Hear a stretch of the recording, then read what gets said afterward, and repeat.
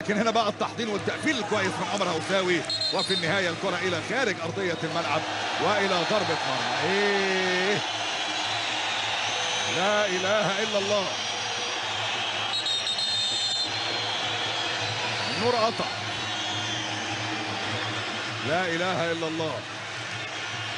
ده لو حد قاصد يدي الدوري السعودي عين مش هيبقى كده. هات لنا ضوء القمر يا مخرج.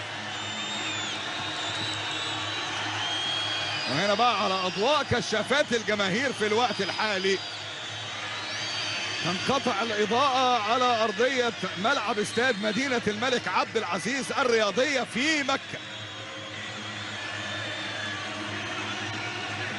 النور قطع في الدقيقه 24 بعد محاوله يا دوب سقط كده على الارض كان عمر هوساوي، والنور يعني انقطع تماما في ارضيه الملعب. سلامات يا نور. لكن صراحه موقف غريب يا جماعه، يعني موقف طريف. لكن في الوقت الحالي بقى اسمعوا صوت الجمهور.